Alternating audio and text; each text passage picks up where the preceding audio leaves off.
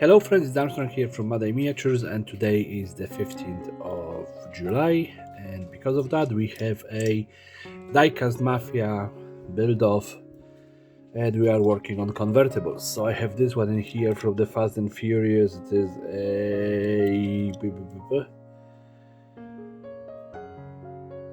something 118 GM MG, sorry, 1NLCFH04 TMGM, no clue what does it mean. So yeah, let's just get onto the table and build something. My idea is connected with a Dead Race 2000, yeah, and one of the original cars, so let's see if we can pull it off. Okay, so here we are on the table. I cut out this out of a piece of a plastic card, quite thick one. Yeah, it was quite a couple of minutes. But basically I have the idea from, like I said, from old Dead Race 2000, the original one. There was a car with this giant mohawk through the middle of it. And that's exactly what I want to do in here. And as you can see, I pretty much, got it close enough to the body so I can then fill it up any gaps with a little bit of super glue. Yeah, and of course this almost breaks. So let's just put first a little bit of super glue in here. It was from cutting the space for the back bar here. And of course this entire piece of plastic card did bend multiple times in multiple directions while I was cutting it. So it's gonna be quite a challenge to get it done somewhat in a straight manner.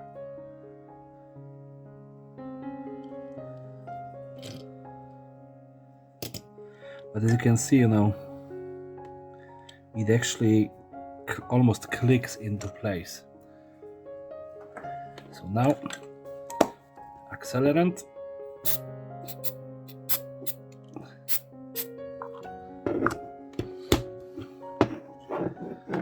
And let's just give it just a little bit more on both sides.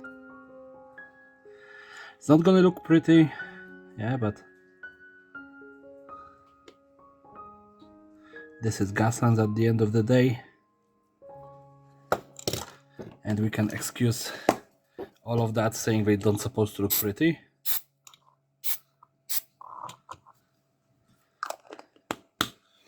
And I think that that's enough of the super glue. It sits solid. The car is not disconnecting.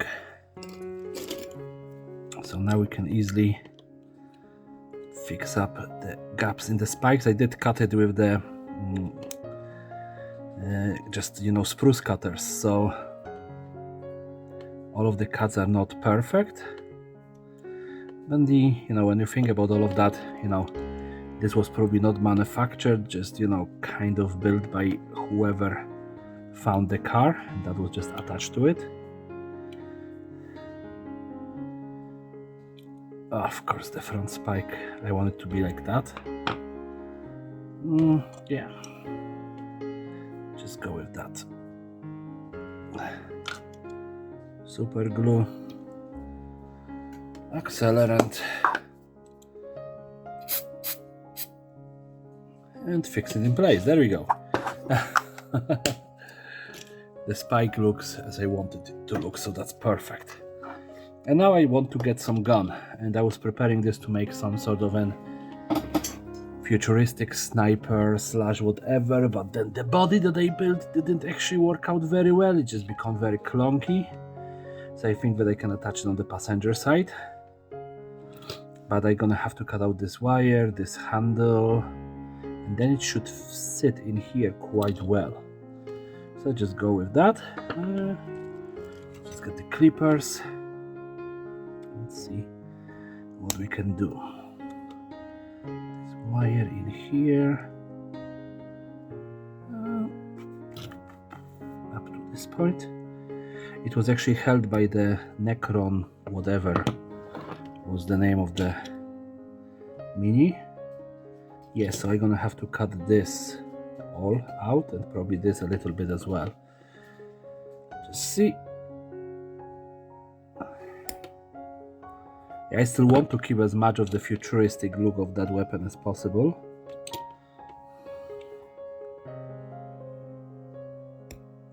Maybe like that. And that's look very, very snazzy. Of course, that weapon would get destroyed the first person impaled on that because, you know, being somewhat realistic in my builds is kind of a luxury. So let's put it in here. Perfect. This looks cool. And now, do you want to do something extra crazy, or I have this little servo arm from I don't know what kit. Just thinking that it might be switching batteries, but no. What is this bit? This is some sort of a gun from, I think, AdMech. But if I cut it in here and cut it in here, it's gonna look nice as an energy generator. Then I can flung it in here, use a rubber band. Yes, yes, yes, yes, yes. You see, sometimes odd ideas. And this week I got myself a new saw, yeah, which is much more miniature friendly, I would guess. Yeah.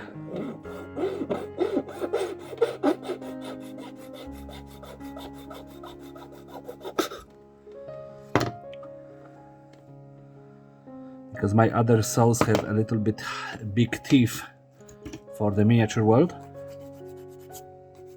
and they kind of screw everything up because of that. Well, I do when I cut with them.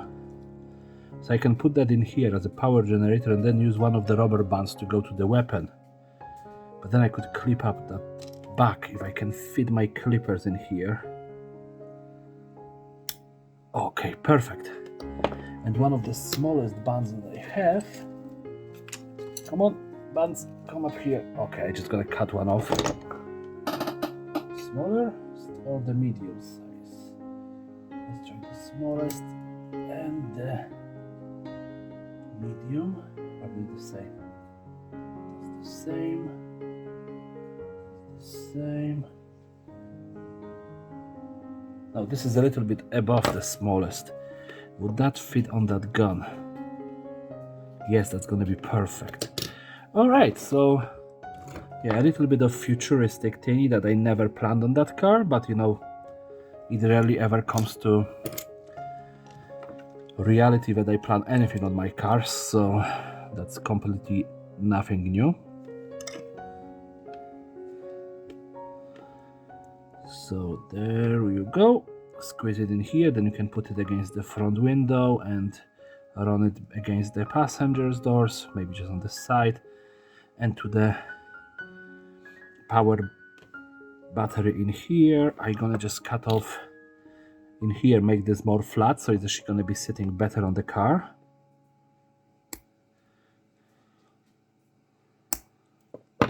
But still gonna look very futuristic. Yep.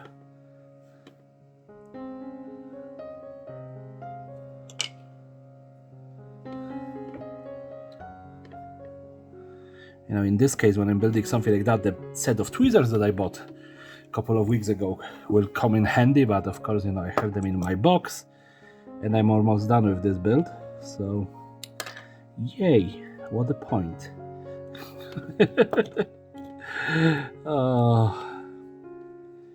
So let's just put it more to the side of the doors, just covering the handle as well. There we go. There we go. And then I'm gonna have to cut it a little bit long, maybe here. Oh my god, I hope that I didn't screw it up. Of course, you know, it's, instead of sticking to the car, it decided to stick to my fingers, because why not? So the knife blade, and I just put it into position roughly over here, and then this in here, just a little bit of super glue in here and in here, and then let's just sew this in. Perfect. So I have a giant gun connected to the car, connected to the big battery on the back, which is awesome. Of course, once I saw the accelerant online, you know, I couldn't stop. No, it wasn't online, it was in Poland. I couldn't stop myself. I bought like 4 cans of it just to be on the safe side, because this stuff tends to be on the extremely expensive side in here. And now, do I want to do anything else?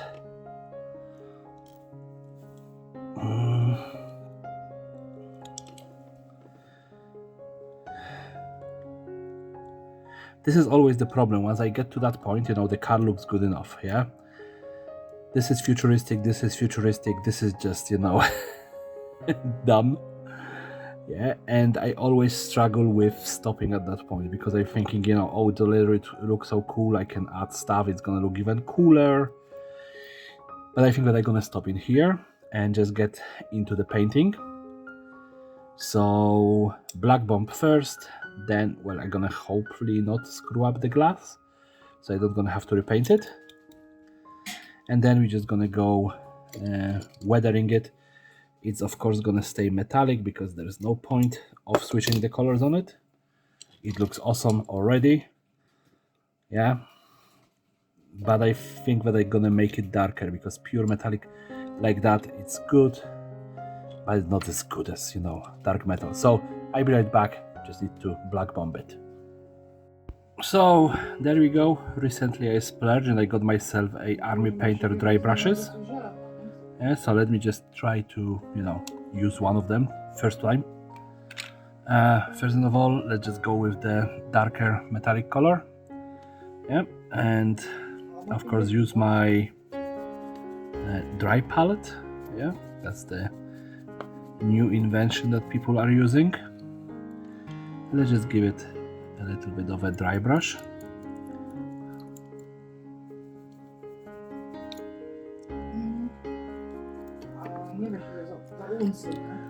Yeah, so yeah, well, it's soaking a lot of the paint, to be honest. But yeah, let's just give it this dry brush in here. I know the original metallic color was quite nice, but right now it is just, you know, I want it to be darker, so that's what I'm doing. Yep, and in few seconds it's gonna be dry, because of course this is dry brushing, so I can afford to do this crap like that. Yep, so there we go, that's one. And now I'm going for a brighter color. So as you can see, just a brighter metallic color. So just, you know, right now my dry palette barely have any black on it, so it's kind of hard to figure out exactly where I have the color correctly or not, but it's showing up very nicely, highlighting everything. And let's just try to avoid to use it everywhere, because I have the tendency to just dry brush once, then dry brush a second time, and just basically cover the entire first layer of dry brushing. Yeah, so I have this done. All right, so the metallics are done. That's perfect. Now let's get some other colors. Yeah, I have in here washes that I bought from Vallejo some time ago. They are both brown washes, so I think that, you know, dirtying up the wheels and the areas around those wheels would work nice with those. Of course, we need to use a little bit, you know, like I like my very bad brush. Yeah, it's always awesome to use it because it never leaves, let's just say, not universal,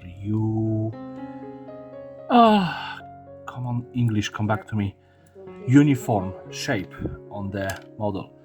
Yeah, and this is a darker one, it's very browny. This one is just light, but like you can see, just very delicate, but this one is aggressively brown.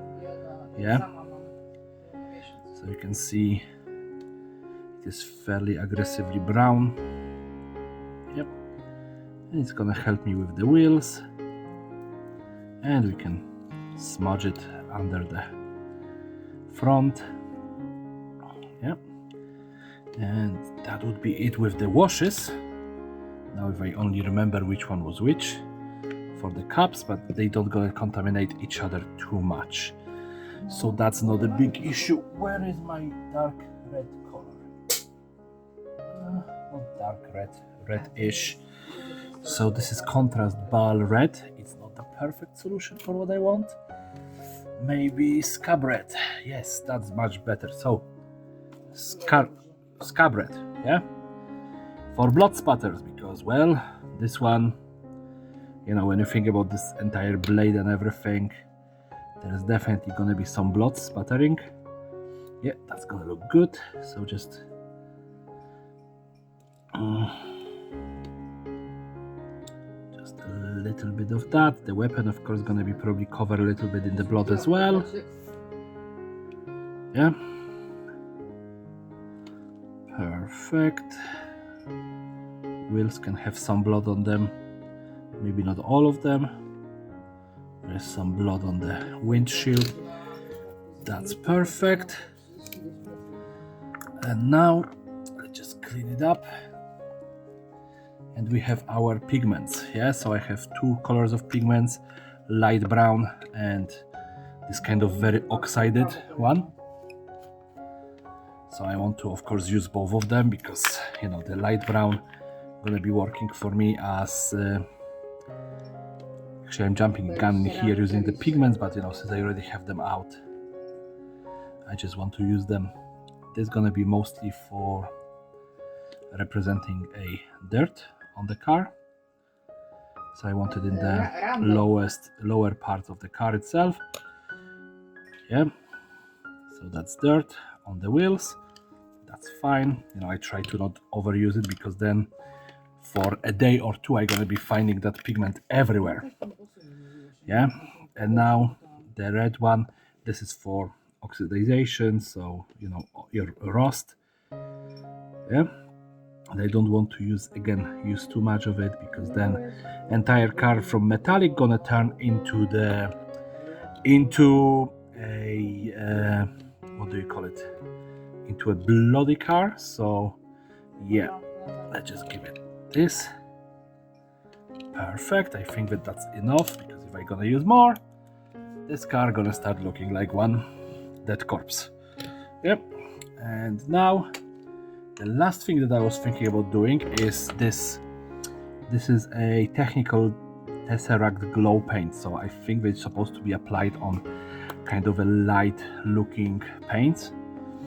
But what I want to do is this, you know, this is technically, you know, from like Adeptus Mechanicus or something like that.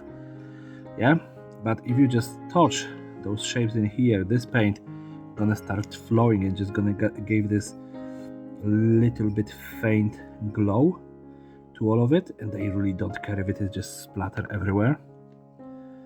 Yeah, it's just gonna do its work by itself, so it's fairly good paint.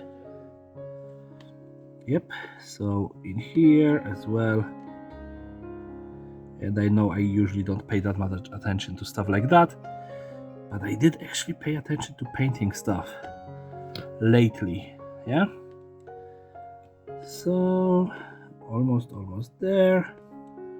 1, 2, maybe this.